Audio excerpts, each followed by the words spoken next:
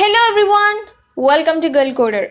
Well, today we are going to learn some of the basics in Python as this is the series of the Python tutorial. If you are not on track with me, then you can go and check out my Python tutorial playlist by tapping on the top right corner. If you are new to my channel, then don't forget to subscribe to my channel so that you'll never miss an update from me. If you truly want to learn completely about functions in Python, then watch this video till the end. In the previous tutorials, we have learned what is a function, why do we need functions, how to create and use our own functions, and almost everything related to the function. Now, we will go a little bit deep inside the concept of the functions. Function not only performs the operations through instructions, but also reveals itself as a fully equipped interface that accepts data which is provided by the invoker. Such data can modify the function's behavior by making it more flexible and adaptable to the changing conditions. Who will do this job then? Of course, function itself, but what will it use to change the game? Function uses parameters. What is a parameter? A parameter is actually a variable, but there are two important factors that makes parameters completely different and special.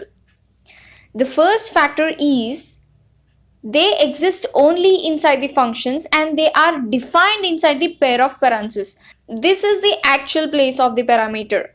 How do we give values to the parameter? Here comes the second factor. Assigning the value of the parameter is done during the time of function invocation and these values are called as arguments. Don't forget that parameters always live inside the functions and arguments always live outside the functions, and these act as carriers that pass values to the corresponding parameters. Let us create a new function called message. Now let's enrich this function with just one parameter. The parameter will be yes, for example, and close the parenthesis and don't forget to put the colon at the end of the statement. If you don't know how to define and use a function, then watch my previous video. The link will be in the description. Back to the topic. We have defined a function that accepts one value, and this one value is a parameter, and you can use this variable or parameter only inside the function. You cannot use this parameter outside the function. This function is called a parameterized function. A function which has parameters is called a parameterized function. Let us now improve the body of the function. Take a look at the example where I am using the parameter inside the function. If you observe keenly, I used the parameter but I didn't assign any value to it. Is that correct? Yes, it is, because I will assign the value for that parameter during the time of invocation, and this value is called an argument. I hope you understood the difference between parameter and argument. A parameter is that which you create during defining the function, and the argument is the thing that you give while invoking the defined function.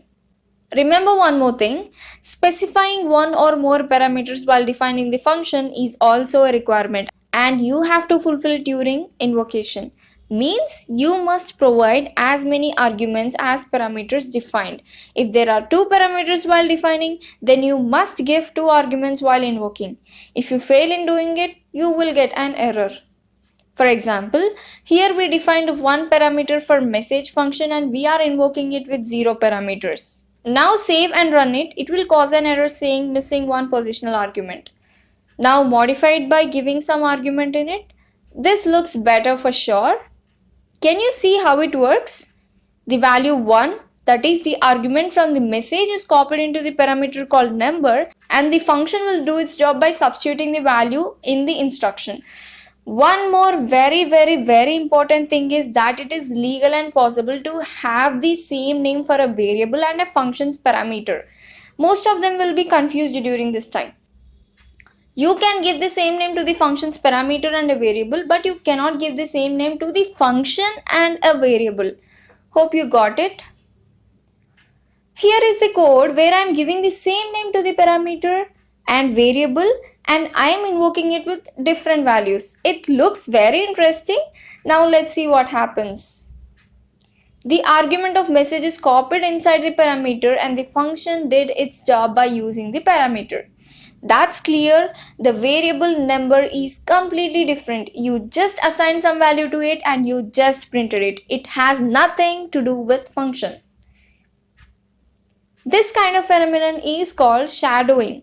Means parameter x shadows any variable of the same name but only those variables which are inside the function. Here variable number is completely different with parameter number. A function can have as many parameters as you want, but the more parameters it has, the harder it is to memorize their roles and purposes. Let us modify the function and give two parameters this time. If you are defining the function with two parameters, then you must also invoke this function with two arguments. Here, when we invoke the function with two arguments, the first argument tax is copied into the parameter what, and argument 7 is copied into its respective parameter number. So this is the output that you are about to see. I have one doubt.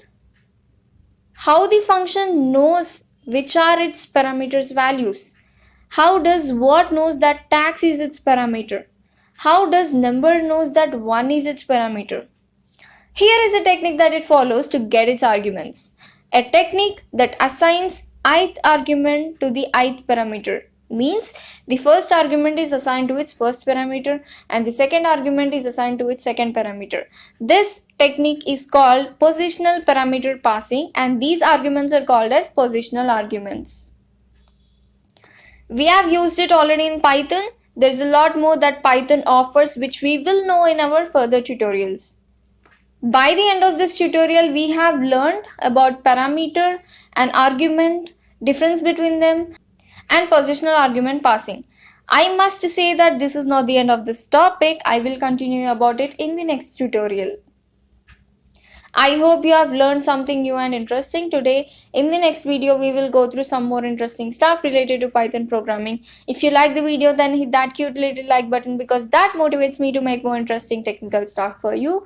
If you have any doubts, then let me know through comments or mail me to my official mail, girlcoderimpressive@gmail.com, and follow me on Instagram. Thank you.